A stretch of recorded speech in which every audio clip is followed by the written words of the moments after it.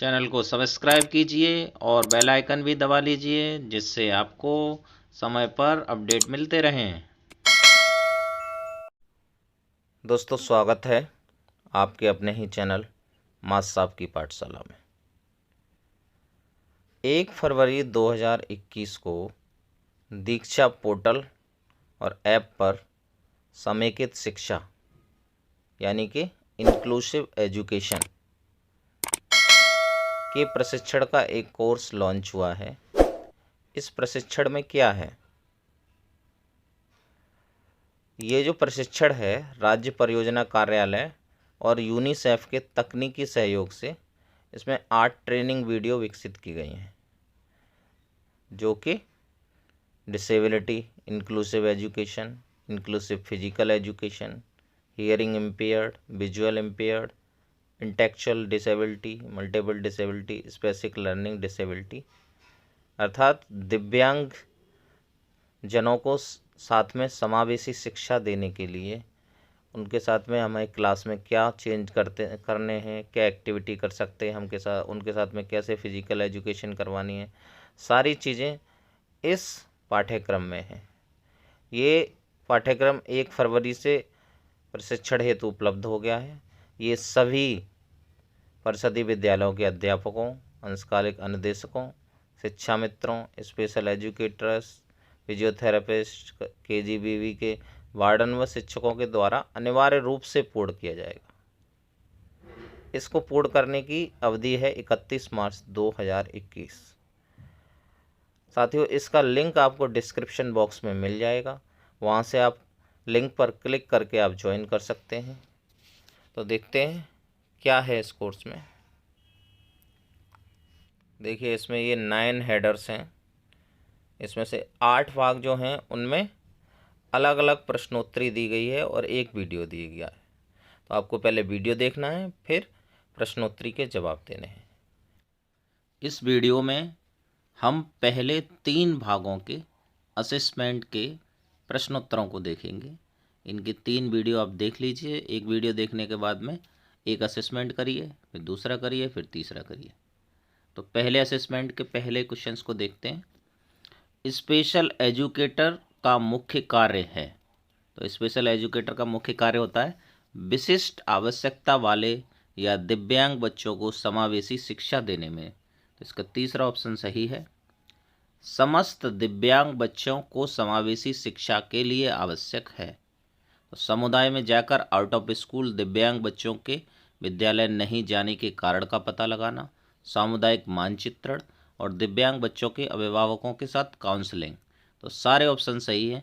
तो इसका D option सही है। उपरोक्त सभी अध्ययनरत दिव्यांग बच्चों को प्रदान की जाने वाली सुविधाएं हैं। तो क्या है? सामान्य ब्रेल पाठ्यपुस्तकें, सहायक उपकरण और यंत्र और एस्कॉर्ट्स अलाउंस। तो सारे के सारे आवश्यक हैं। तो उपरोक्त सभी।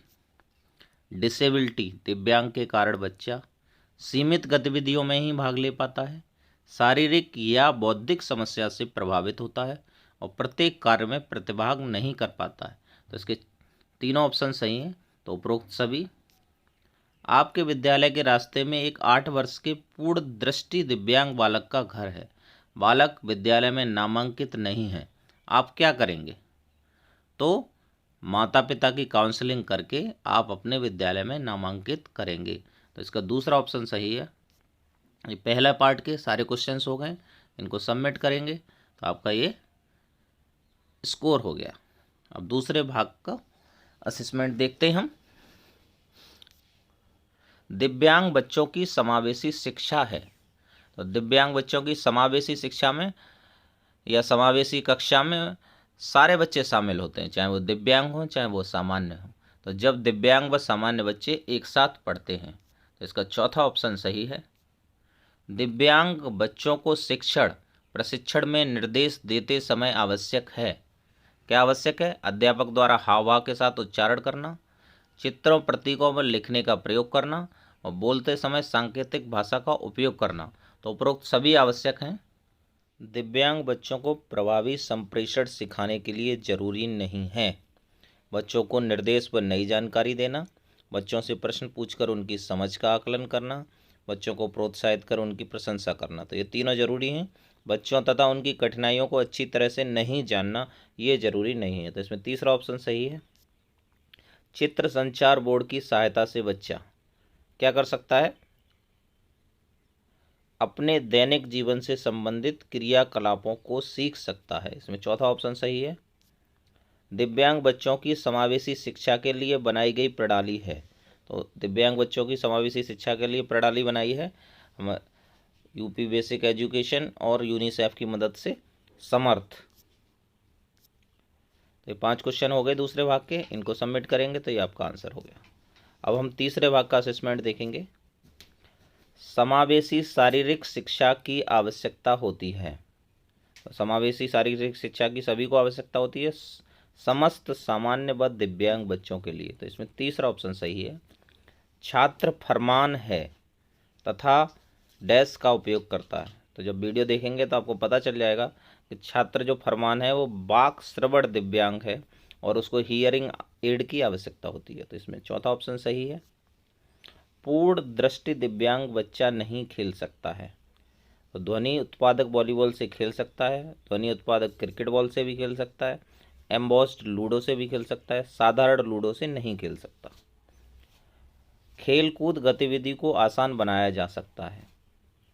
तो कैसे आसान बनाया जा सकता है? खेल कूद में अनुकूलन करने से। इसमें तीसरा ऑप्शन सही है। छात्र सुनील प्रभावित है। जो छात्र सुनील प्रभावित है वो पूर्ण दृष्टि दिव्यांगता से प्रभावित है। तीसरा ऑप्शन सही है। तो तीसरे भाग के भी 5 क्वेश्चन हो गए, इनको आप सबमिट करेंगे। और साथियों जो अभी प्रशिक्षण चल रहे हैं, जो निष्ठा के प्रशिक्षण किसी के रह गए हैं तो उसकी 15 फरवरी लास्ट डेट है, उसको पूरा कर लीजिए। और उसको कैसे देखेंगे आपकी प्रगति, उसका भी आपको वीडियो प्लेलिस्ट में मिल जाएगा, वहाँ से देख लीजिए। उसका लिंक मैं डिस्क्रिप्शन बॉक्स में दे दूँगा। दूसरा, दीक्षा पॉकेट डायरी के 25 कोर्सेज चल रहे हैं, तो उसके 9वें और 10वें कोर्स इस वीक में पूरे कर लीजिए आप। और जो टीचर्स इंग्लिश मीडियम में हैं उनके लिए ऑनलाइन इंग्लिश स्पीकिंग कोर्स चल रहा है, तो उसको भी पूरे कर लीजिए। तो आप सारे कोर्स साथ साथ पूर्ण करते रहिए, जिससे आपके पास में ज़्यादा लोड ना पड़े लास्ट टाइम में, और आप सारे प्रशिक्षण समय से पूरे कर पाएँ और कुछ बचे नहीं। अगर साथियों आपको हमारी मेहनत पसंद आ रही है तो चैनल को सब्सक्राइब कर लीजिए और इस वीडियो को ज़्यादा से ज़्यादा शेयर करिए, जिससे ज़्यादा से ज़्यादा शिक्षक इससे लाभान्वित हो सकें। Thanks for watching.